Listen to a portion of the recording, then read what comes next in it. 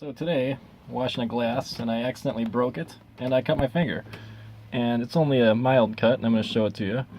And I figure, since I've been advocating, to use super glue to fix cuts, figure might as well show you how this goes. So anyway, it kind of closed up. It's one of these deals where it cut in, but it left a flap of skin, and it's not very deep, but give you kind of a peek. It's deep enough to bleed right down where it stops separating, I guess you'd say. So, maybe you could tear that flap off if you want to, and then wrap a Band-Aid on it, or maybe other people would just put a Band-Aid right on it. I don't like Band-Aids because they really bother all the tissue around the finger, and it's probably better not to keep it all damp. So anyway, first thing I'm going to do here, I'm going to open it up again a bit more, and I got my my isopropyl rubbing alcohol here, just out of the scene, and I'm going to give it a nice shot with that to kind of make sure there's nothing in there. And I have rinsed it out a little bit already with water right away, because I was doing the glass while it broke with the water running. But this will make sure it's really nice and clean, and that does burn a little bit, but whatever. We'll give that a minute to air off. Maybe I'll dab it with another paper towel here. So I get pretty dry. We don't want any water on your finger before you start adding your super glue. So anyway, I think that's pretty well dried off of the alcohol. And right here I've got a super glue tube that I've used quite a few times for this type of thing. And what I like to do is pinch the tube until the glue is just about to come out of the top.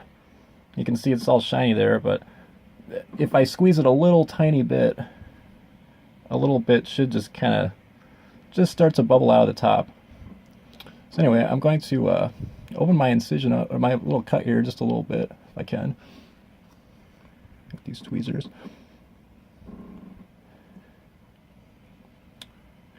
And I'm going to try to just do a little tiny drop. Oh, my thumb's blocking the camera. I'm just going to do just a little drop right into it.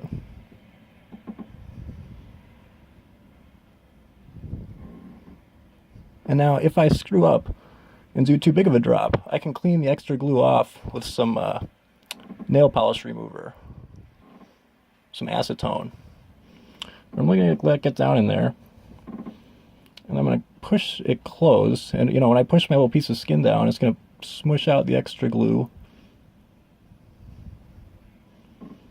I like to use the end of the tube like this, or something else, like maybe those tweezers, because it won't stick to the glue very easily. I'm going to kind of spread the glue out, and I don't really care if I get pretty far away from the little cut. My objective was to just get it down in the cut. And I do want to kind of smear some glue over the top of it also, because it'll form a hard little protective barrier over the whole thing. And it'll protect it without having to have, a Band-Aid wrapped around your whole finger. So I'm kind of glazing over here with the extra glue. And at this point, what you can do is just add a tiny bit of water. So I'm going to reach over with my other hand and get a little drop of water. And as soon as you add water, it's going to harden the whole thing.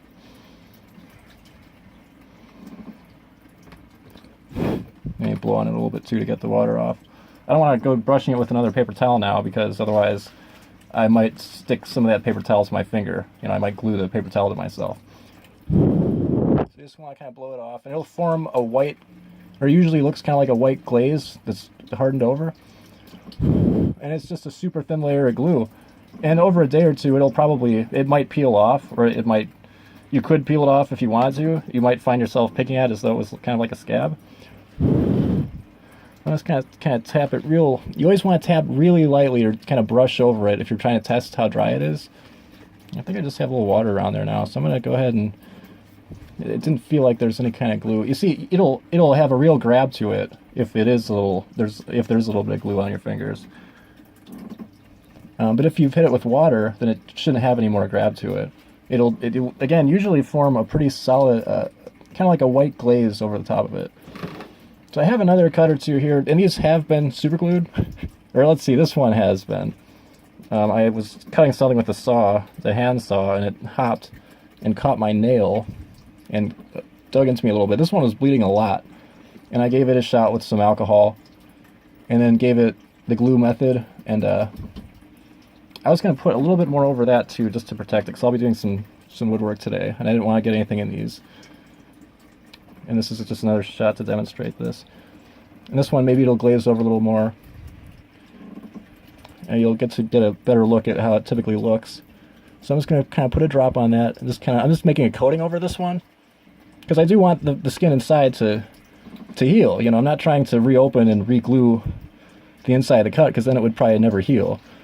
I'm just trying to glaze over this one to protect it, by just doing like a light drop of glue on there. And you know, the glue is not going to stick to the dropper itself, so I find that to be a good way to smear the glue around. And this dried pretty quick, and maybe you can kind of see a light white glaze over it now. I don't know if you really can or not. I guess kind of apparent from what I can see on the camera. Anyway, this one, I mean, it won't open up now when I'm working on stuff. This original cut that I was showing you, it'll stay closed, and it's such a surface wound, I guess, so close to the surface that it's not.